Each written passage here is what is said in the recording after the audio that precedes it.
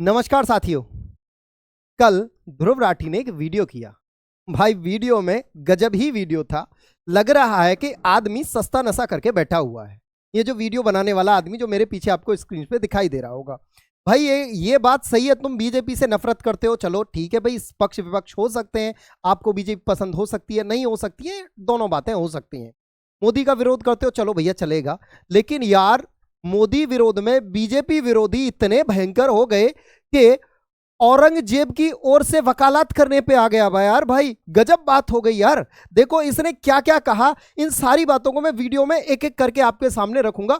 आप खुद तय करना कि ये बंदा चाह क्या रहा है। भाई ये इसका मतलब, ये जो जिसने जितनी भी बातें इस वीडियो में बताई वो यार इतनी आधी आधी बातें बताई और फिर बोलता है कि ये बातें देखो आप किसी को नहीं पता। यार जो बातें तुम बता रहे हो ना, वो अगर किसी को 100% नॉलेज है ना तो उसका 5% है जो तुम बताए हो, है ना। और स्पेशल अगर मैं यूथ की बात करूं, सबसे ज्यादा तुम यूथ के बारे में बात कर रहे हो ना, तो कि व्हाट्सअप यूनिवर्सिटी खुद कहते हो कि व्हाट्सअप का ज्ञान है, लेकिन बंदा वीडियो में बोलता है कि ये मेरा चैनल है और इसे सब्सक्राइब करो, मैं तुम्हें व्हाट्सअप पे ज्ञान दूंगा। यार तुम क्या ही ज्ञान दोगे, तुम्हारा खुद का आईक्यू इत्तू सा है। देखो दिखाता हूं कैसे इनका आईक्यू इत्तू सा है, तुम खुद बताना। भाई देखो इन्होंने जो वीडियो में कहा वो मैं आपको प्रॉपर बताऊंगा, फिर आप खुद डिसाइड करना क्या क्या कहा इन्होंने, कितना इनके पास नॉलेज है। देखो सबसे पहले वीडियो की शुरुआत करता है, भाई वीडियो की शुरुआत करता है कि देखिए एक यूट्यूबर है रणबीर इलाहाबादी करके, उन्होंने एक व्यक्ति का इंटरव्यू लिया।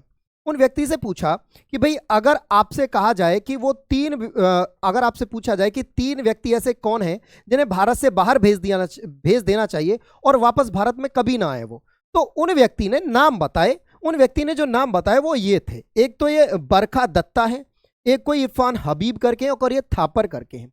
ये एक जर्नलिस्ट हैं, पत्रकार हैं, और ये कोई ये जो दो हैं ये वो व्यक्ति हैं। तीनों की बात करूं तो ये तीनों ही वो व्यक्ति हैं जो उल्टे सीधे बयान देते रहते हैं। हिंदू मुस्लिम, मुस्लिम हिंदू, ये आपस में चोंच लड़ाते रहते हैं, इनका और कोई काम नहीं है।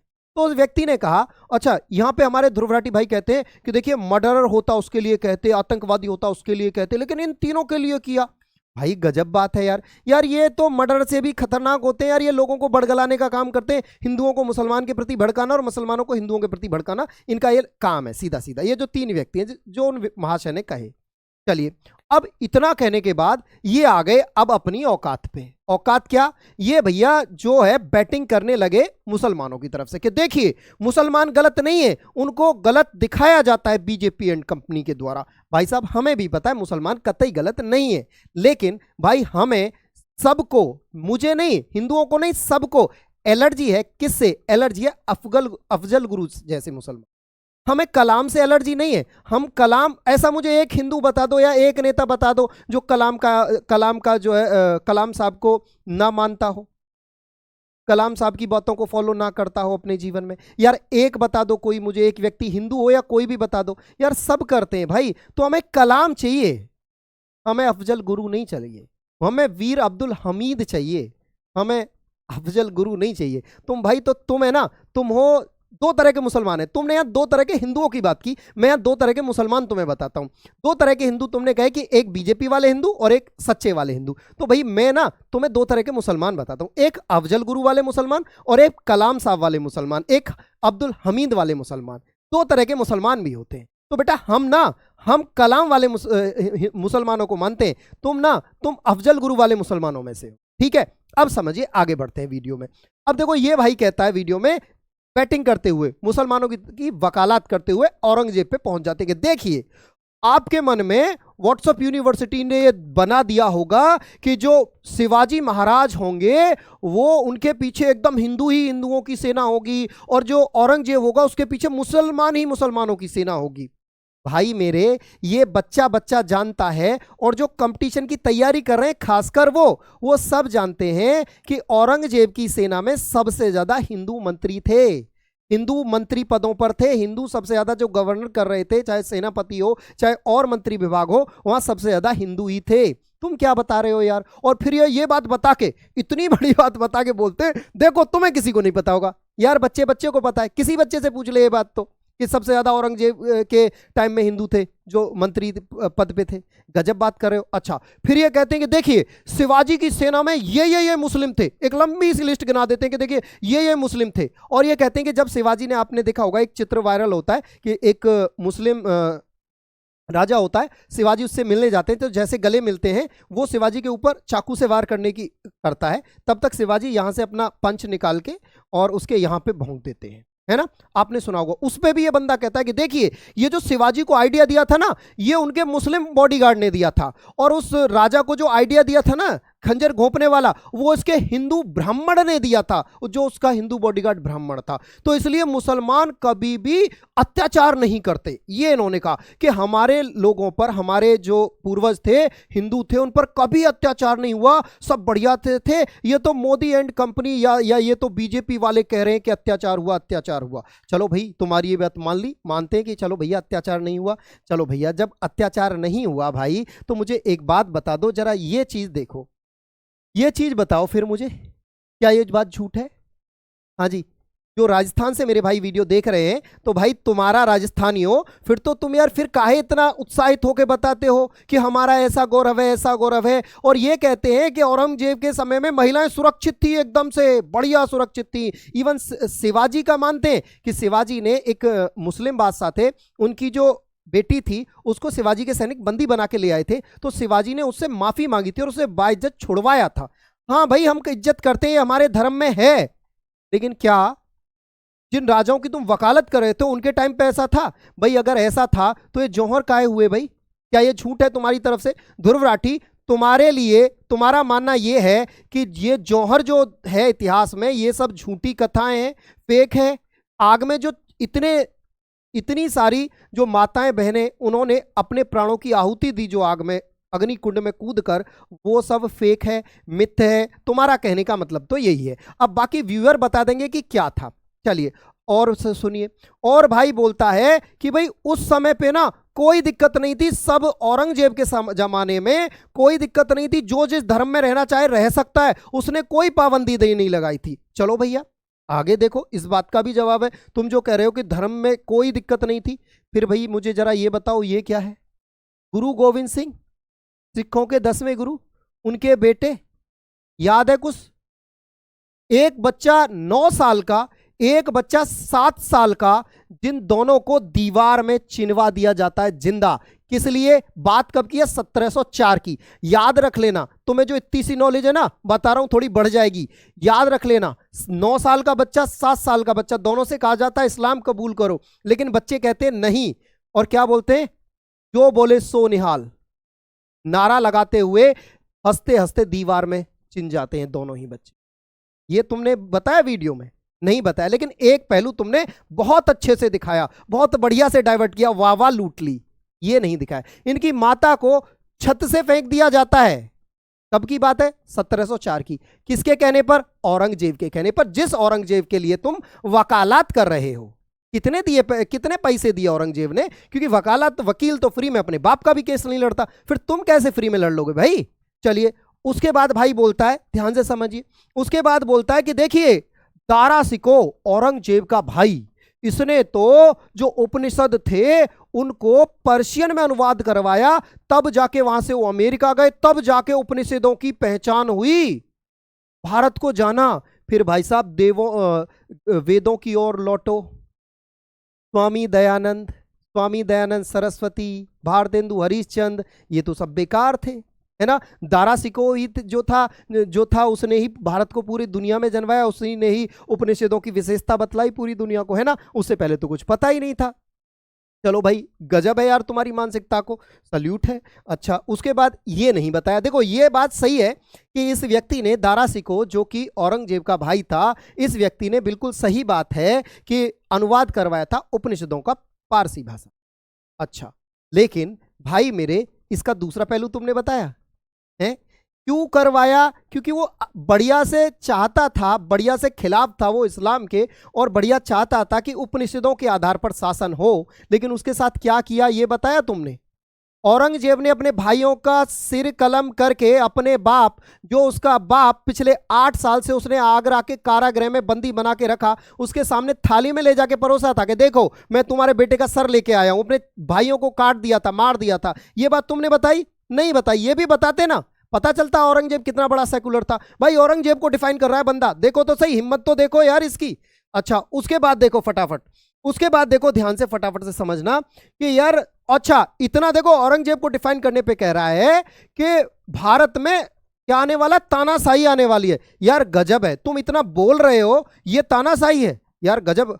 एक बार पाकिस्तान में जाके ये बात बोल के दिखाते वहां पे, है ना, तब पता चलता तुम्हें जो है तानाशाही होती क्या है। चीन में बोल के दिखाते, उत्तरी कोरिया में बोल के दिखाते, तब पता चलता बेटा तानाशाही क्या होती है। चलिए अब आगे देखिए फटाफट से, आगे कहते हैं भाई जिस तरह इसकी तुलना, औरंगजेब की तुलना करता है शिवाजी, महाराणा प्रताप, इनसे तुलना करता है। चलो भाई यहां तक की बात समझ में आई।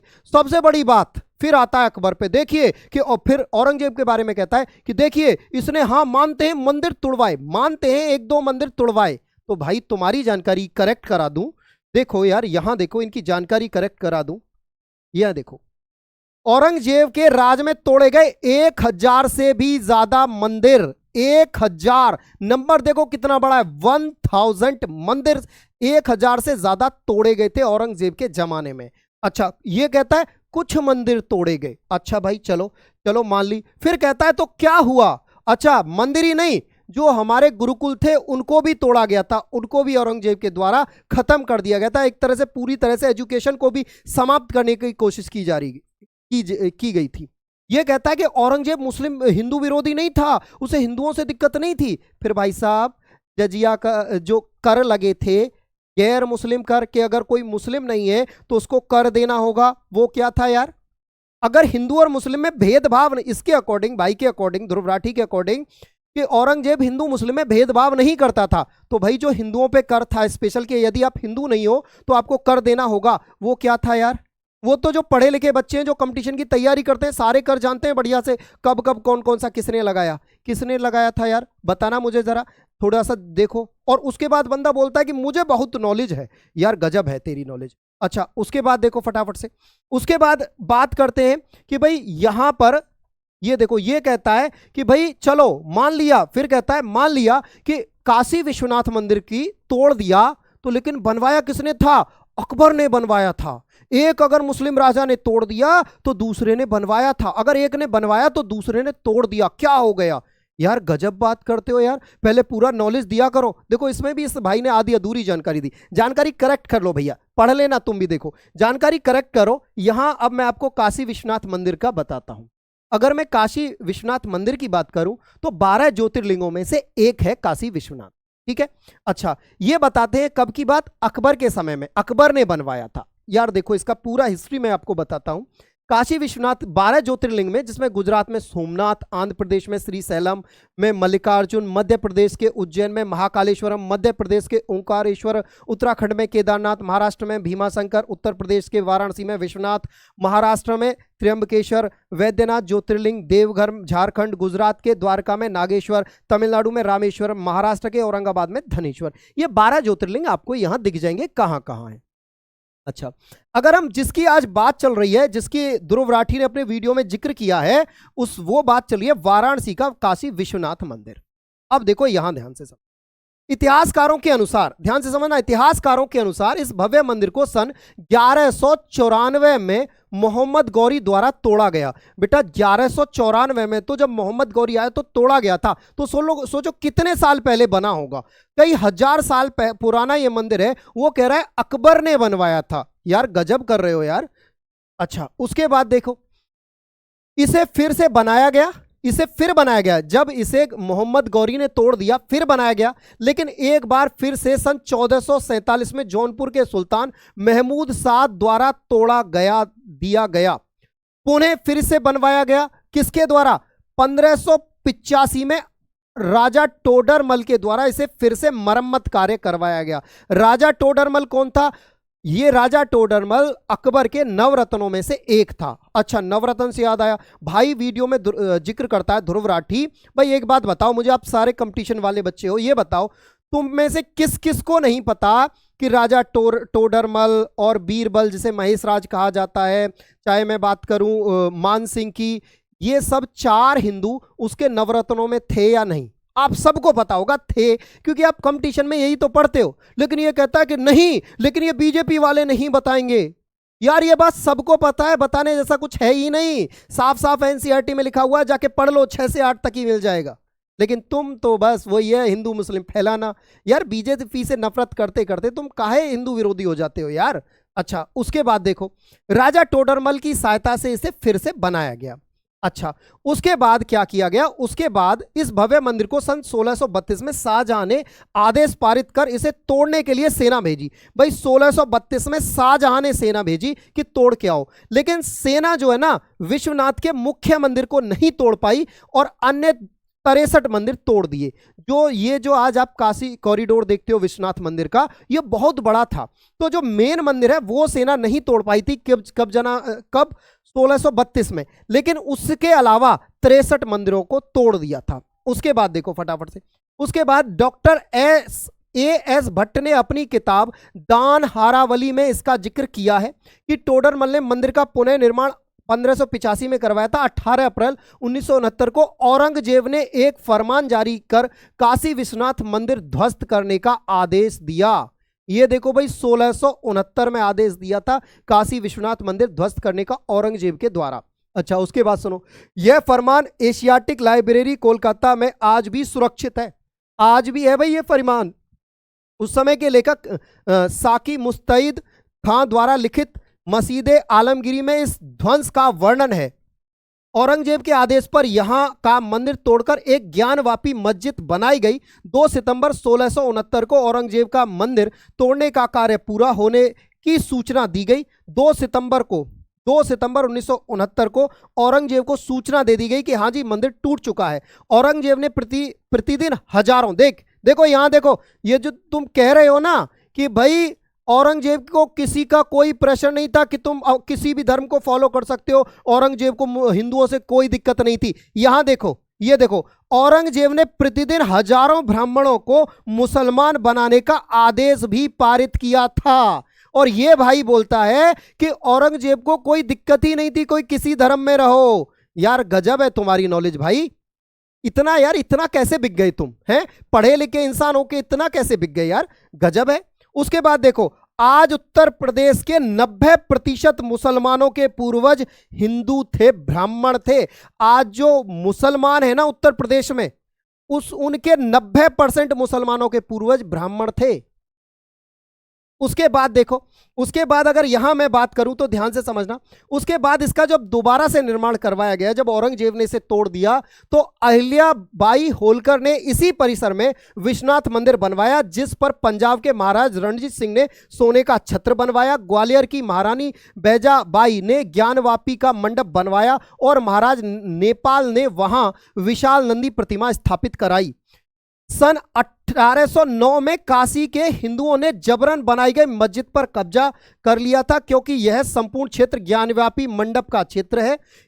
इसे आज ज्ञानव्यापी मस्जिद कहा जाता है। देखो ये देखना, ये डेट देखना इंपॉर्टेंट। 30 दिसंबर 1810 को बनारस के तत्कालीन जिला दंडाधिकारी वाटसन ने, उस समय पे 1810 तक अंग्रेजों का शासन आ चुका था, यानी ईस्ट इंडिया कंपनी का शासन था।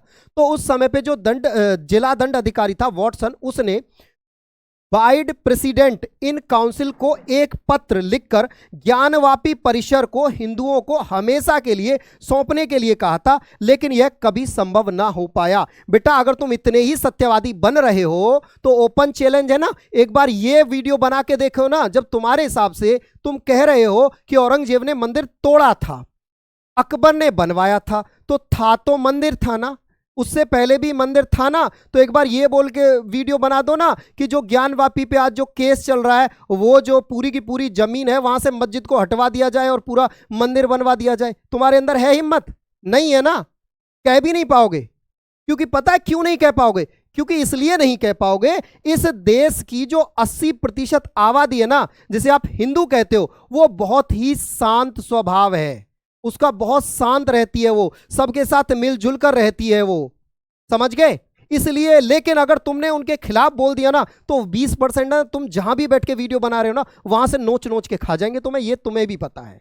लेकिन बस ये है कि इनके खिलाफ तो बोल लो, इन पे अत्याचार हो, तुम कहते हो हमें बहकाया जाता है कि अत्याचार हुए। बेटा फिर छत्राणियों का जौहर क्या था? वो झूठ था। चलो देखो आगे देखो, उसके बाद भाई कहता है कि हिंदू मुस्लिम देखिए त्योहारों पे मिलजुल के रहते हैं हम, तो ये पार्टी वाले ही करते हैं। फिर भाई ने बीजेपी पे आरोप ठोक दिया, ठीकरा फोड़ दिया। उसके बाद देखो फिर भाई बताता है कि देखो ये देखो त्योहारों पे जन्माष्टमी पे मुस्लिम बच्चे भी राधा कृष्ण बनते हैं। बिल्कुल बनते हैं, मैं भी मानता हूं बनते हैं भाई, बिल्कुल बनते हैं। लेकिन फिर तुमने इसका दूसरा पहलू दिखाया। देखो दूसरा पहलू देखो यहां, ये देखो गीता पढ़ने के लिए मुस्लिम लड़की के खिलाफ फतवा। लड़की बोली श्लोक गाने से नहीं बदल गया मेरा इस्लाम धर्म। देखो रिसेंटली 2 जनवरी 4 2018 की न्यूज है। एक लड़की ने जिस बेटा का नाम आशिया है शायद, उसने क्या किया, गीता के श्लोक पढ़ दिए। भाई साहब मौलवी ने फतवा जारी कर दिया लड़की के खिलाफ। एक छोटी सी लड़की है, वो गीता के श्लोक पढ़ लेती है तो उसके खिलाफ फतवा जारी हो जाता है। ये तो तुमने वीडियो में नहीं दिखाया, इस पार्ट को भी ऐड करना चाहिए था। तो भाई ये जो ट्रांसपेरेंसी जो तुम नहीं ला रहे हो ना, अपनी वीडियो में ट्रांसपेरेंसी लाओ, पारदर्शिता लाओ, एक तरफा मत बोलो, बोलना है दोनों तरफा बोलो। भाई हम भी चाहते हैं मिलजुल कर रहें, लेकिन तुम जैसे लोग रहने कहां देते हो यार। और बात रही बीजेपी और कांग्रेस की, तो देखो बात ऐसी है, इस देश का आदमी जागरूक है, पढ़ा लिखा है। तुम्हारा ज्ञान देने से नहीं होगा, क्योंकि तुम्हें खुद आधा अधूरा ज्ञान है यार। तुम ज्ञान क्या दोगे? तुम्हारे ज्ञान देने या ना देने से हमारे ऊपर कोई फर्क नहीं पड़ने वाला है। लेकिन कुल मिला के जो भोले लोग हैं उनको बरगलाओ मत यार, समझ गए।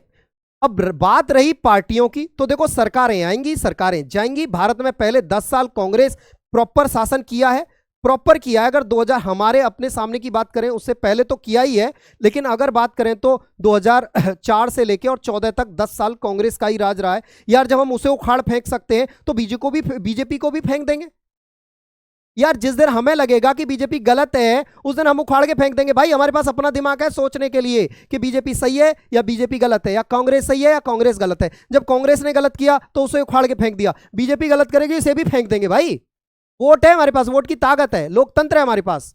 तुम बताते हो कि भाई साहब अकबर के जमाने में लोकतंत्र था, औरंगजेब के जमाने में लोकतंत्र था, तो भाई ये साफ साफ चीजें किस ओर इंडिकेट करती हैं। बाकी व्यूवर्स मैंने जो कहना था वो मैं कह दिया। इस आदमी ने आपको कैसे सी बनाया है एकदम गोल गोल घुमा के, वो आप खुद देख सकते हो। कैसे आधी अधूरी बातें आपने इस व्यक्ति ने आपके सामने रखी हैं, वो आप खुद समझदार हो। बाकी आपकी इस मुद्दे पर क्या राय है वो आप मुझे कमेंट बॉक्स में जरूर बताना। आज की क्लास उतनी ही, आज की वीडियो में इतना ही। अगली वीडियो मैं आपके लिए जल्द ही लेके हाजिर होऊंगा। नमस्कार साथियों।